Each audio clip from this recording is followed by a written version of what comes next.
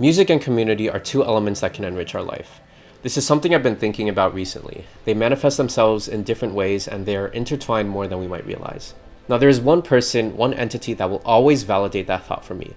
Taya777. This is a YouTube channel that I will never forget because that's where I found the internet checkpoint, a complete manifestation of music and community. There I was provided the soundtrack for the most difficult time of my life. It gave me a space to share my feelings, and it showed me hope during a time when I felt like my world was in shambles. Taya777 was a YouTube channel that posted a bunch of remastered, remixed hour-long loop videos of certain video game songs. Some of them were from Pokemon, Donkey Kong, Chrono Trigger, and just like some other franchises as well. What was very interesting about these videos wasn't so much the song selection or even the quality of the remastered versions, but it was the comment sections of these videos. In those comment sections, people expressed vulnerability and shared their life stories, experiences, self-reflections, worries for the futures, thoughts of the past, just anything that was on their mind at the time. These videos were dubbed as internet checkpoints by visitors and those who passed by, and it was kind of bizarre to me that strangers from around the world were able to find and converge in these virtual spaces, openly express their feelings, and come together in full support of one another. I never came across anything like it, and it didn't even cross my mind that there was such a place that existed, especially on the internet.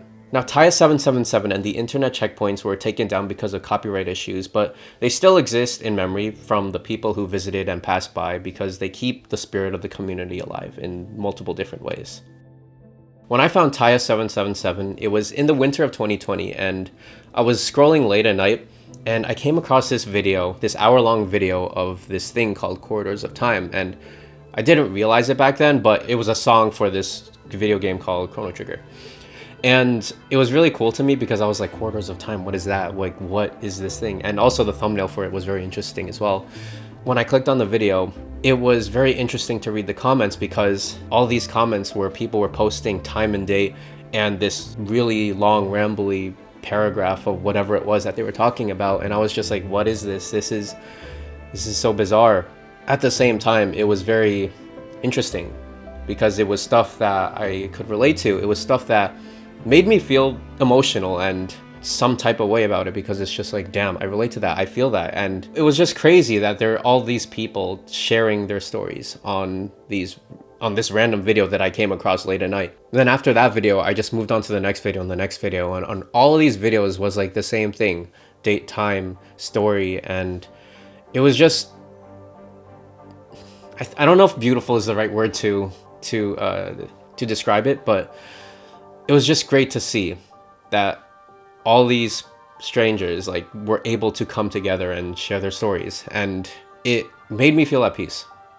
It was like, wow, there are other people on the internet who are experiencing the same things that I was experiencing, especially at that time. It was great that I found it at the time that I did because the pandemic was already several months in and quarantine was in full effect. I had graduated earlier that year in the spring. I didn't have the prospect for employment. All of my post-grad plans were thrown out of the window.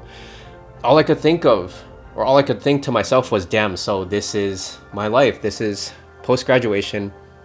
I'm not doing anything. I'm living at home, just literally not doing anything, or I wasn't able to do anything to pursue my dreams. The future was just like very bleak for me. I didn't really know how to react and respond to it. And I just shut down because of that. I distanced myself emotionally and physically from people, emotionally, physically, virtually, mentally. It took a toll on my mental health. But finding Taya777 was important for me because it gave me a sense of peace, especially in knowing that there are other people who are going through their own journey with their own experiences that I could completely relate to, or at least listen, read, and understand and empathize with on some degree. And I wouldn't have thought of it if I never came across the stories, if I never found myself at the internet checkpoints that I did. For me, the music that I found in those internet checkpoints and afterwards in my own music discovery will always take me back to that era of my life. And I don't mean it in the sense where it's like I'm remembering these bad memories. It's more like a reference point that I can look back to and recognize how much I've grown in this period of time that has passed.